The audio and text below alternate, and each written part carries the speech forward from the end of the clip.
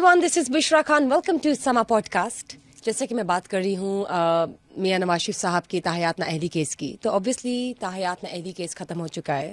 Chief justice قاضی فائز عیسیٰ کی سربراہی میں 7 رکنی لارجر بینچ نے اس کیس کی سماعت کی اور 6-1 کے تناسب سے سپریم کورٹ نے آرڈرز دیے اینڈ فائنلی تاحیات نااہلی میاں نواز شریف صاحب کی ختم ہو گئی ہے. لیکن جو کہتے ہیں نا نااہلی کی مدت وہ متعین کی گئی ہے 5 سال، وہ 5 سال ہوگی. اچھا، آپ جب میں بات کر ہی رہی ہوں ان سب چیزوں کی، تو جسٹس سمیع اللہ بلوچ نے کہا کہ آرٹیکل 184(3) کے تحت ہم کسی بھی نمائندے کی نااہلیت اختیار کرنے کے، جیسے کہتے ہیں نا، ہم اختیار نہیں کر سکتے کسی بھی نمائندے کی نااہلیت آرٹیکل 184(3) کے تحت.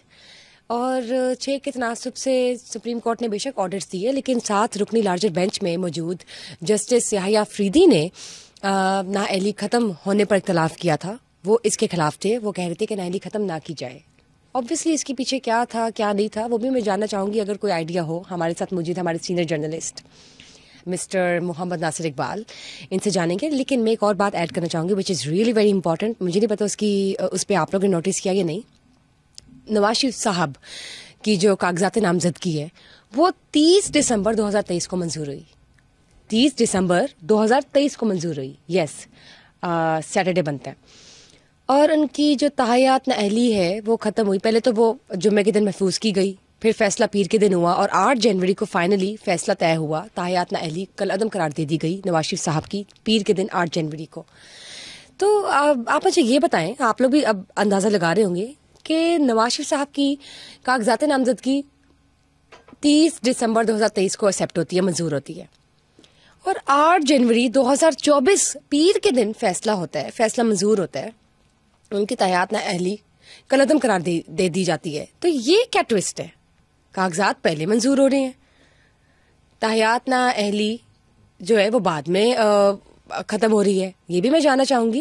اس کے علاوہ ہم جب بات کرتے ہیں پی ٹی آئی کے بانی چیئرمین مسٹر عمران خان کی، تو obviously وہ جیل میں ہے. آئی وانٹ ٹو نو کہ کیا الیکشن سے پہلے کوئی ایسا ٹوسٹ آئے گا جیسے فلموں میں دیکھتے ہیں کہ بائی ہک اور بائی کروک کچھ ایسا ہو، کوئی ایسی سچویشن آئے کہ maybe he is out of jail اور وہ بھی الیکشنز میں کھڑے ہوئے ہوں. اس کے علاوہ ملاقات ہونی تھی عمران خان کی گوہر علی، شبلی فراز، شعیب شاہین اور لطیف کھوسہ سے، اور میں پوچھوں گی کہ کیا یہ ملاقات ہوئی یا نہیں. اس کے علاوہ میں ایک اور بات اس کے علاوہ میں ایک اور چیز ایڈ کروں گی. شیر افضل مروت، عمران خان نے جیل کے باہر، شیر افضل مروت جو تھے اڈیالہ جیل کے باہر ان کا ویٹ کرے تھے، انہوں نے ان سے ملاقات کرنی تھی شیر افضل مروت نے، اور انہوں نے ملاقات عمران خان سے کرنے کے بعد پریس کانفرنس بھی کرنی تھی. لیکن عمران خان نے لاسٹ مومنٹ پہ شیر افضل مروت سے ملاقات کرنے سے انکار کر دیا. Why? What's the reason? Where is اب میں بات کرنا چاہوں گی نگران وزیر اعظم کی. آج ہمارے سینئر جرنلسٹ مسٹر محمد ناصر اقبال خان جو ہے وہ ہمارے نگران وزیر اعظم سے ملاقات کر کے آئے، ان سے ملے ہیں. میں پوچھوں گی کہ جب انہوں نے نگران وزیر اعظم انوار اللہ کاکڑ صاحب سے ملاقات کی تو ان کا مورال کیسا تھا؟ اوبویسلی یہ جاننا چاہوں گی کہ کیا واقعی 8 فروری کو الیکشنز ہو رہے ہیں کہ نہیں؟ کیونکہ اگر تو 8 فروری کو الیکشنز ہو رہے ہیں تو ہم سب کے حق میں تو چلے وہ بہتر ہے کہ ٹائم پہ ایک چیز ہو رہی ہے.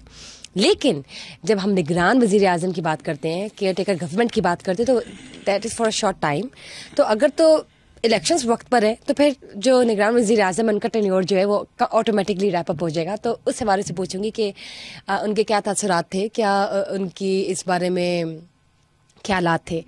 اور ایک اور چیز میں ایڈ کرنا چاہوں گی کہ اوبویسلی 2024 کا زمانہ آ گیا ہے. ہم جب 2015 میں تھے یا 10 میں تھے یا 12 میں تھے تو ہم سنتے تھے کہ جب 2025 والا ایک ایرا آئے گا تو پتہ نہیں دنیا ڈیجیٹلائزڈ ہوگی، ہوا میں اڑنے والی گاڑیاں ہوں گی. تو obviously every thing is turning into a digitalised plate form. لیکن انڈیا میں ایسا کیا چل رہا ہے کہ لگتا ہے جیسے کہ وہ نا بیکورڈ چل رہے ہیں. وہاں پہ دوبارہ سے کچھ ایسے ماحول اور ایسے حالات پیدا ہو رہے ہیں کہ اب تو مجھے نہیں لگتا کہ ان چیزوں کی گنجائش ہے، نہ ان چیزوں کے لوگوں کے مائنڈ میں اب ایسے کوئی کانسیپٹس رہ گئے ہیں اور نہ ایسی کوئی ایکسیپٹنس ہے. لوگ کہاں سے کہاں پہنچ گئے ہیں، ان کے اب تک یہ چھوٹے چھوٹے جو کہتے ہیں انتہا پسندی کے مسئلے اور معاملات ہی نہیں ختم ہو رہے. جب ہم بات کرتے ہیں کے ایس اشور پاکی، تو انہوں نے اپنی بلاگاوی انڈین ورکرز کنونشن میں کھلے عام دھمکی دی ہے ان مسلمانوں کو جنہوں نے مندر گرا کے مسجد بنائی تھی. کچھ ایسا ہے وہاں پہ.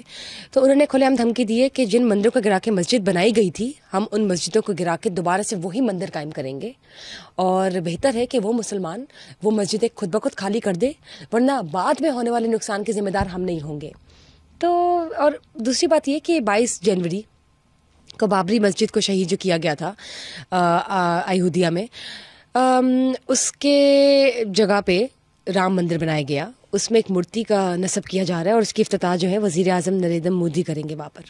تو میں یہ سوچ رہی ہوں کہ وہاں کیا چل رہا ہے, اتنی ایکسٹریمسٹ, مطلب پڑھائی لکھائی کہاں گئی ہے وہاں پہ ان لوگوں کی, زمانہ کہاں جا رہا ہے. اور آبویسلی ہم بھی اپریشیٹ کرتے ہیں کہ وہاں پہ تو لوگ بڑے پڑھے لکھے ہیں, ان کا بھی ایک نیکسٹ لیول جو کہتے ہیں انٹلیکچوئل ہے.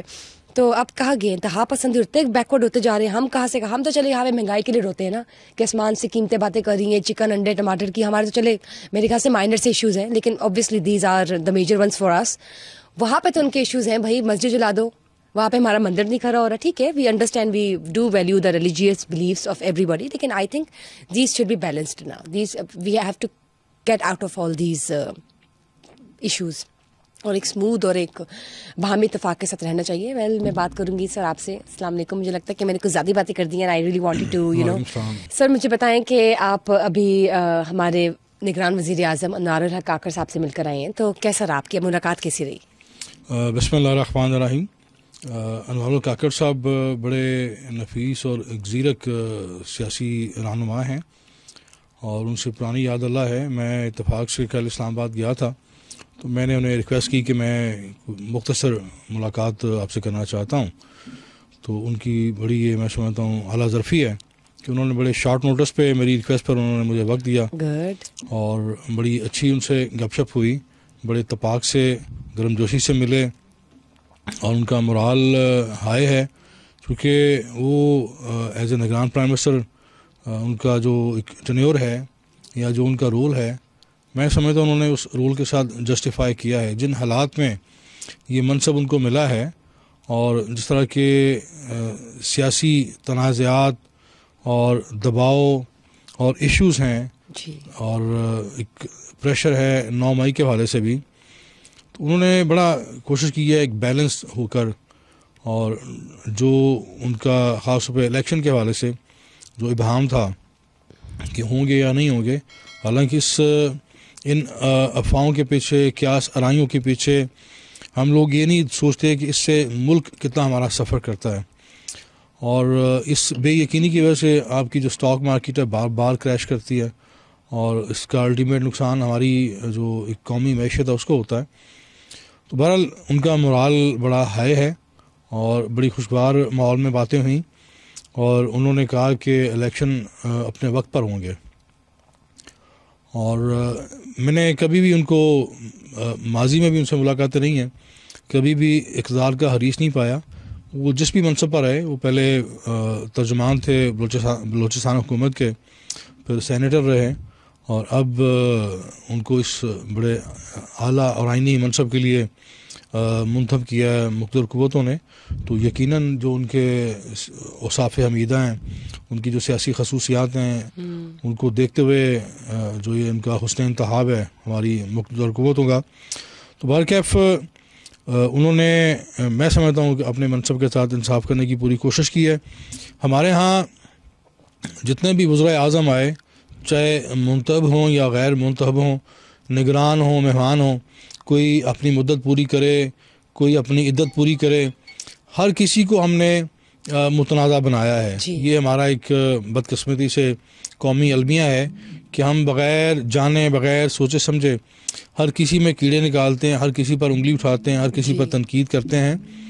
میں سمجھتا ہوں کہ جب تک آپ کسی کے ساتھ اس کی مثال کے طور پہ, جیسا میں آپ کو یہاں ایک کوٹ کروں گا واقعہ, حضرت عمر فاروق رضی اللہ تعالیٰ عنہ, جن کے عدل کی اور جن کی اصلاحات کی دنیا معترف ہے, انہوں نے بڑی خوبصورت ایک بات کی تھی کہ دوسروں کے بارے میں وہ رائے دے سکتا ہے جس نے ان کے ساتھ سفر کیا ہو, دسترخوان پر کھانا کھایا ہو, یا لین دین کیا ہو. ٹھیک ہے.